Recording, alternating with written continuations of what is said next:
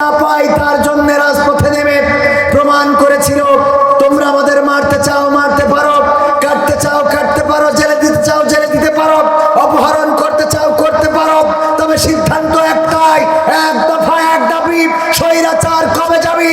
এই বাংলাদেশে স্বৈরাচারের ঠাঁই হবে না, বাংলাদেশে স্বৈরাচারীদের আস্তানাম রাখা হবে না, গুড়িয়ে দেওয়া হবে। ছাত্র জনতা আবার শান্ত মুগ্ধ আবু সাইদ রক্ত দিয়ে প্রমাণ করেছিল আমাদের রক্ত যদি রক্তের নদী ভেসে যায়, সাগর ভেসে যায়, তারপরেও রক্ত দেওয়া বন্ধ হবে। কলারওয়া ইসলামের উর্বর ভূমি, কিন্তু সেখানে এই জাতীয় কলার আওয়াজ বের হবে না, তা হবে কলারওয়া থেকে, সাতক্ষীরা থেকে। আমরা বলি ইসলামের উর্বর ভূমি, আমরা বলি এই সাতক্ষীরা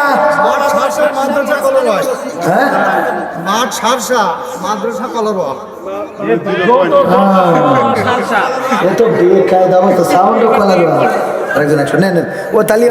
ভুল হয়ে যাচ্ছে বারবার, আর ভাই বসে রেখে কথা বলবো না। মনে করিলাম আপনাকে একটা ঝাঁকানি দিয়ে দেখবো গলায় কিরাম জোর, দেখবো টেস্ট করবো যাতে প্রধান বক্তা একটা এনার্জি পাই, দেখবো। যেহেতু দুই থানার কলারওয়া সারসা মাঝখানে, মাদ্রাসা সারসায় মাহফিল আছে, মাদ্রাসা কলারওয়ায় মাহফিল আছে সারসায়।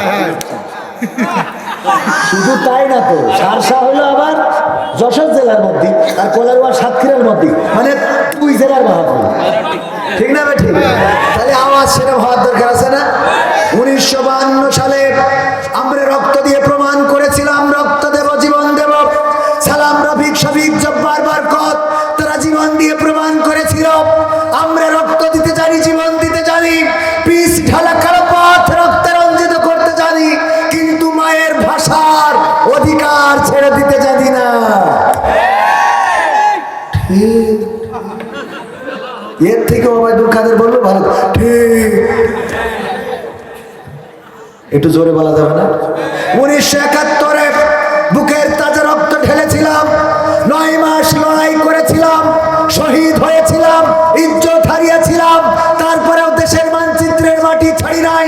হানাদারদেরকে বুঝিয়ে দিয়েছিলাম তোমরা মারতে চাও মারতে পারো, কাটতে চাও কাটতে পারো, কিন্তু আমাদের সিদ্ধান্ত হলো বাংলাদেশের মানচিত্র উদ্ধার করেই তারপরে ক্ষান্ত হব। প্রমাণ করেছিলাম জীবন দেব, মানচিত্র দেব না, রক্ত দেব, দেশের মাটির অধিকার ছেড়ে দেব না। কিছুটা হয়েছে। সর্বশেষ 3 নম্বর, 2024-এ ছাত্র জনতার আন্দোলনে আমরা রাজপথে নেমেছিলাম। এখানে আবার সে কুটা এখানে এখনো রয়েছে, এই কুটা দূর করার জন্য নামেছে এখানে কুটা। 2024-এ ছাত্র জনতা বৈষম্য বিরোধী আন্দোলন করেছিল বাংলাদেশে যেন কোটার ভিত্তিতে সবাই সুযোগ সুবিধা বেশি না পায়, তার জন্য রাজপথে নেমে প্রমাণ করেছিল তোমরা আমাদের মারতে চাও মারতে পারো, কাটতে চাও কাটতে পারো, জেলে দিতে চাও জেলে দিতে পারো, অপহরণ করতে চাও করতে পারো, তবে সিদ্ধান্ত একটাই, এক দফা এক দাবি, স্বৈরাচার কবে যাবি? এই বাংলাদেশে স্বৈরাচারের ঠাঁই হবে না, বাংলাদেশে স্বৈরাচারীদের আস্তানাম রাখা হবে না, গুড়িয়ে দেওয়া হবে। ছাত্র জনতা আবার শান্ত মুগ্ধ আবু সাইদ রক্ত দিয়ে প্রমাণ করেছিল আমাদের রক্ত যদি রক্তের নদী ভেসে যায়, সাগর ভেসে যায়, তারপরেও রক্ত দেওয়া বন্ধ হবে না যতক্ষণ স্বৈরাচার পালাবে না। আর সেই সিদ্ধান্তে বাংলাদেশ থেকে স্বৈরাচার দাদার দেশে পালিয়েছিল, বলেন ঠিক কিনা?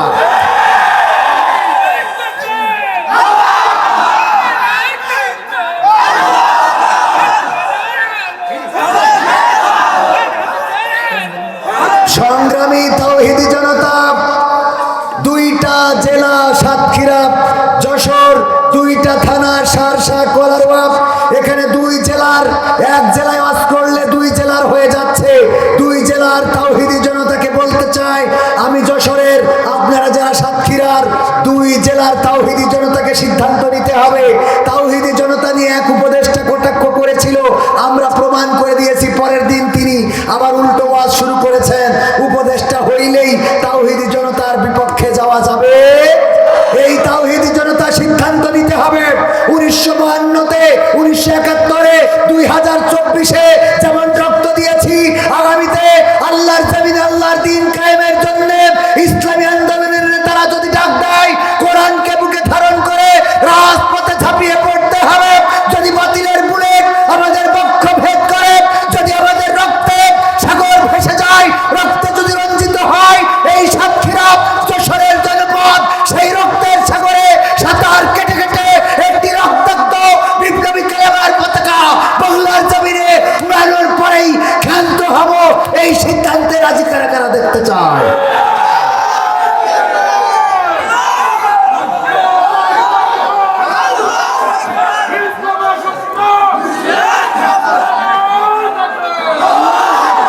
কায়েমের এই আন্দোলনে যদি সম্পৃক্ত হতে পারেন, এই জমিনে যেদিন আল্লাহর দিন কায়েম হবে সেদিনই মানুষ প্রকৃত স্বাধীনতা খুঁজে পাবে। শুধুমাত্র শেখ হাসিনা পালিয়েছে তাতেই আমার দাদার দেশের সীমান্তের বিএসএফরা ঠান্ডা হয়ে গেছে, বলেন ঠিক কিনা? আমার দেশের মানুষ দেখিয়ে দিয়েছে এই দেশ কারো করুণাই নয়, এই দেশ কারো দয়াই নয়, এই দেশ আমরা রক্ত দিয়ে এনেছি। সুতরাং এই দেশ কিভাবে চলবে তার সিদ্ধান্ত নেবে এই দেশের বৈধ নাগরিকেরাই সিদ্ধান্ত নেবে। দাদার দেশের প্রেসক্রিপশনে চলবে না, চলবে। আমেরিকায় দাদা গিয়েছে, অনেকেই মোগল বাজাচ্ছে, প্রমাণ হয়ে গেছে আমেরিকা দিয়ে এই দেশের রাজনীতি চেঞ্জ হবে না। ডোনাল্ড ট্রাম্প ডাইরেক্ট বলেছে যে আমেরিকা চেঞ্জ করে নাই। এইটা মোদি ভালো করেই জানে। মোদি তুই কিছু কয়, ও কয় যে ইউক্রেন রাশিয়া নিয়ে কথা বলি, ওটা বাদ থাক। ঠিক না ভাই? ঠিক। আল্লাহ আমাদের এই শক্তি সামর্থ্য আমৃত্যুকাল টিকিয়ে রাখার তৌফিক দান করুন। ভাইজানের থেকে যতটুকু সময় নিয়েছি, ভাই বলিল যে আমার 11টার আগে দিবেন না, আমি ধরে রাখলাম উনি 11টাই আসবে।